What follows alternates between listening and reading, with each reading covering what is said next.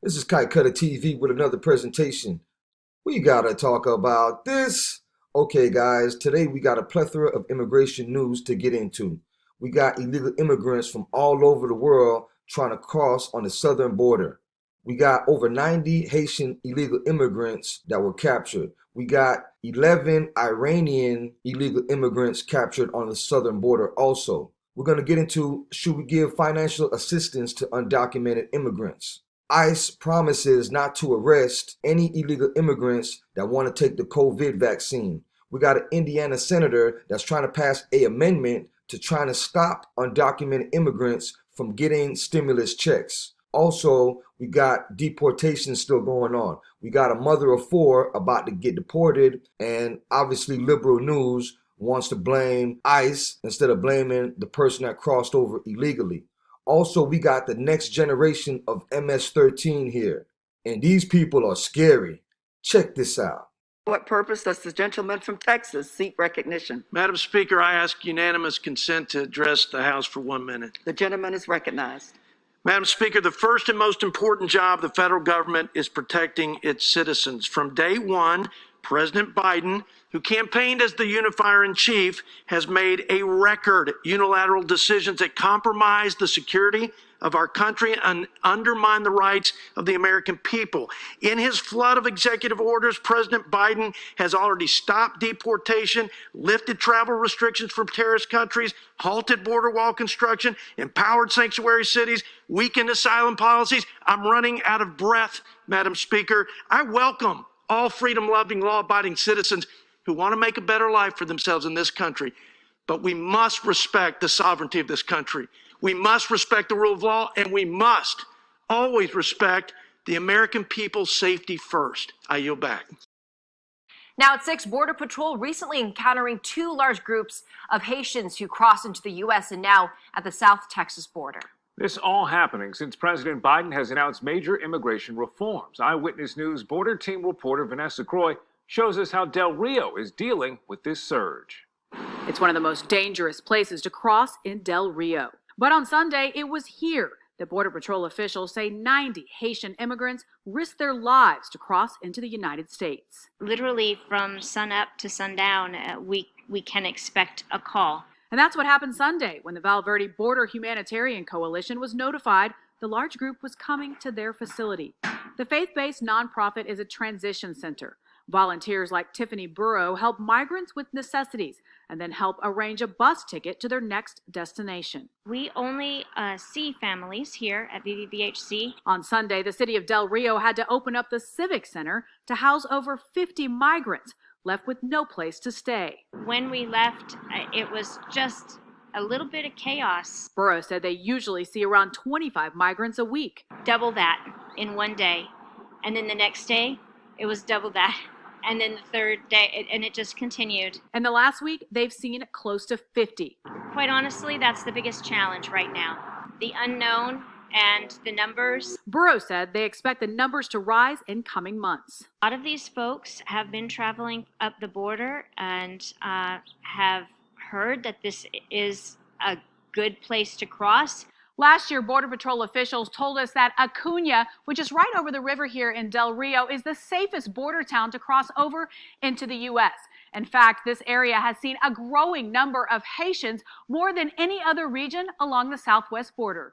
Last month, Border Patrol encountered over 900 Haitians in the Del Rio sector, a 650% increase from last January. We're not equipped to deal with this. It's not possible. County officials say this surge is a major stress on county resources, with the number of migrants coming here in the last month totaling over 11,000. We can't deal with them. We have a great community that are trying to help on the humanitarian side, but at the end of the day, the funds just ain't going to be available. Reporting in Del Rio with the KENS 5 border team, I'm Vanessa Croy. 15 minutes after the hour now on a very busy Friday morning, Border Patrol agents arresting a group of 11 Iranians trying to illegally cross the southern border from Mexico into Arizona. It comes as President Joe Biden moves to reverse some of the Trump administration's immigration policies. Joining us to react, President of the National Border Patrol Council, Brandon Jubb. Brandon, good to see you.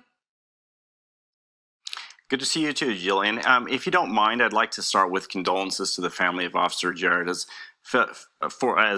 law enforcement. Our hearts go out to him and all of the state police in New Mexico. Absolutely. It's a tragic situation. Yeah, well said. Let's talk about this for a second here, and we'll bring up this graphic here that shows the total number of Iranian nationals arrested in the Yuma sector. You can see 14 so far in fiscal year 2021. That includes the group of 11 that we just referenced, 8 in fiscal year 2020. What do those numbers say to you? It's scary. When you look at this, you have to wonder where the Mexican government was. Why were they not aware that 11 Iranians were in their country, most likely illegally as well?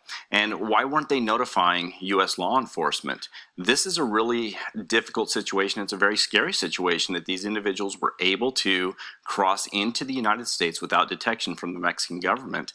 We just can't have this on our borders. Meantime, Brandon, mainstream media likes to make immigration a Democrat versus Republican thing. What they really should be doing is making it a people who believe in safety versus people who don't believe in safety thing. And this individual, Democrat state senator from Texas, really drives that point home. Again, a Democrat state senator, not a Republican, a Democrat state senator. His name is Juan Chuy Hinojosa, and he writes the following about the Biden immigration policy. Quite frankly, our immigration policies are a mess. We really have to focus and come up with a way to manage the situation, because for us, we have the right to defend the border. We cannot have an open border policy and not be able to manage control of people who come into our country. Few things to break down here. First, how significant is it that a Democrat is saying that? Well, I'm grateful that it's a Democrat saying that. But you also have to understand the Democrats are the ones that feel the brunt of this in the border communities. The vast majority of them are Democrats, and they understand the importance of border security. They understand that when United States policies allow for cartels to generate profits, it just destabilizes the entire region. It destabilizes both South in Mexico, and it destabilizes it in the United States. So we recognize and understand that this can't be Republican against Democrat. This has to be Joe Biden winning in the fight for border security, for the safety and security of the American public. Okay, but if you have people on both sides of the aisle, and as you just referenced, understanding what's going on because they're down there, they've seen it, they have lived in that area, why is that message not getting to Washington, D.C. then? Honestly, it's because everything is pushing far left right now. And if we continue with far left policies, we're just not going to get the safety for the American public.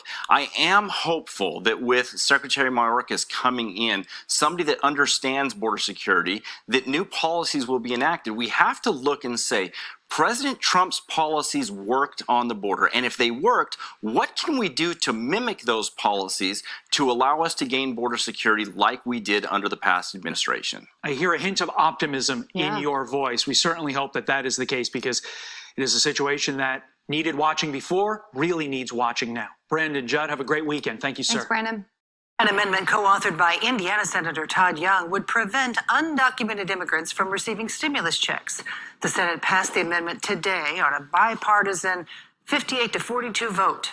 Senator Young, along with Arkansas Senator Tom Cotton, introduced the amendment to prevent undocumented immigrants from receiving stimulus checks before U.S. citizens. This amendment would simply make certain that Democrats do not loosen the existing eligibility requirements moving forward if there's a new round of VIPs. Young was among 10 Republican senators who met with President Biden earlier this week to discuss the nearly $2 trillion COVID relief bill. We begin tonight with a story about a certain group of people prosecutors say you need to know about. A gang that made a name for itself in Nashville in the 2000s is back. The indictment of 7 gang members earlier this month is proof of what they are calling the next gen of MS-13. Tonight, prosecutors tell our Jeremy Finley how this once silenced gang made its violent return to Music City. A student is kidnapped from Glencliff High School as part of an attempted initiation.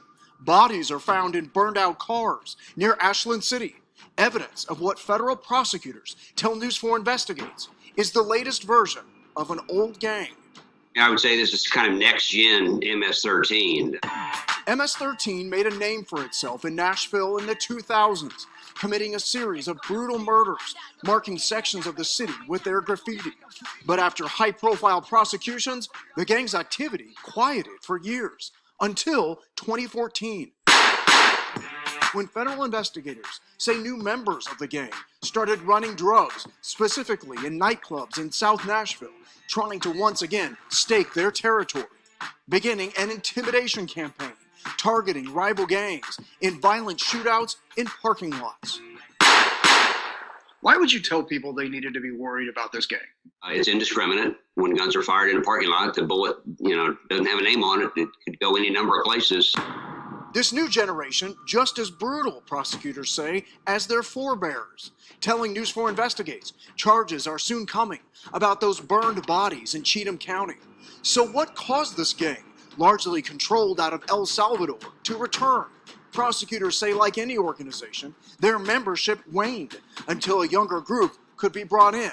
The 7 now indicted are all in their 20s and early 30s. They were looking to replenish their membership, so I think they've tried to bring more people into town.